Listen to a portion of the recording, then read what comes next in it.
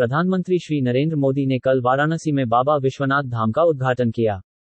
वहां उन्होंने पवित्र पावन गंगा में डुबकी लगाई और पूजा अर्चना की।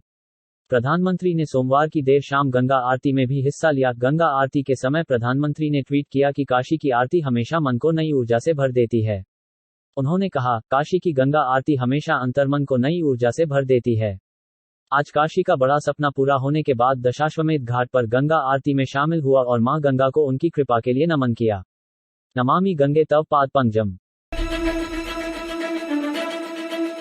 राज्य स्तरीय योजना स्वीकृति समिति SLSSC की बैठक में उत्तराखंड द्वारा जल जीवन मिशन के तहत 56.7 करोड़ रुपए की पेयजल आपूर्ति योजनाओं को मंजूरी दी गई।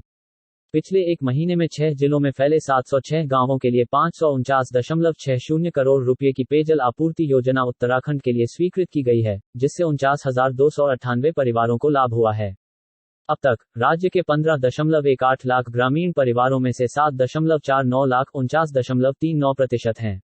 उनके घरों में नल के पानी की आपूर्ति हो रही है। राज्य की योजना 2021-22 में 2.64 लाख घरों में नल के पानी के कनेक्शन उपलब्ध कराने की है। सुप्रीम कोर्ट ने चारों धामों को जाने वाली सड़कों को डबल लेन करने की मंजूरी दे दी है। कोर्ट ने सरकार की इस बात से सहमति जताई कि सड़क का निर्माण सामरिक दृष्टि से महत्वपूर्ण है। 2 लेन रोड बनने के बाद सेना के लिए हथियारों और अन्य महत्वपूर्ण वाहनों का परिवहन आसान हो जाएगा। अदालत ने एक समिति भी बनाई जो यह सुनिश्चित करेगी कि पर्यावरण से संबंधित सभी चिंताओं का समाधान किया जाए। प्रधानमंत्री श्री नरेंद्र मोदी ने लोगों को गीता जयंती की बधाई दी है। इस अवसर पर श्री मोदी ने अपने हाल के 2 भाषणों को भी साझा किया है जो उन्होंने गीता पर दिए थे। ट्वीट्स में प्रधानमंत्री ने कहा, आज गीता जयंती पर स्वामी चिद्भवानंद की भगवद गीता के ई-पुस्तक संस्करण का शुभारंभ। केंद्रीय मंत्री श्री RK सिंह ने ग्राम उजाला के तहत एक ही दिन में 10 लाख लेड वितरण के बड़े लक्ष्य को प्राप्त करने पर CESL टीम को बधाई दी। बिजली मंत्री ने विभिन्न योजनाओं के माध्यम से 30 करोड़ टन कार्बन डाइऑक्साइड की बचत करने का श्रेय भी को दिया है। बिजली मंत्रालय ने आजादी का अमृत महोत्सव के हिस्से के रूप में ऊर्जा दक्षता सप्ताह मनाया। करीना कपूर और अमृता अरोड़ा के कोरोना संक्रमण की सूचना के बाद BMC ने उनके बिल्डिंग को सील कर दिया है। BMC ने इमारत के सभी निवासियों और आसपास के भवनों के निवासियों के सैंपल कलेक्ट रही है। भवन के निवासियों को बिना RT-PCR परीक्षण के भवन से बाहर जाने की अनुमति नहीं है।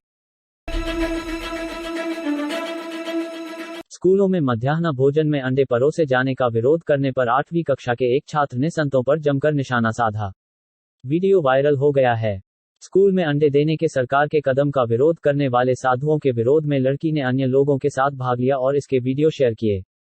यह घटना कल्याण कर्नाटक और विजयपुरा जिलों में हुई। लड़की ने कहा कि राज्य में बच्चे कुपोषण से पीड़ित हैं। अगर इस योजना का विरोध किया जाता है तो वे मठों के पास जाकर अंडे खाएंगे। सिट की रिपोर्ट में खुलासा हुआ है कि उत्तर प्रदेश में विरोध प्रदर्शन के दौरान किसानों की हत्या एक सुनियोजित साजिश का हिस्सा थी।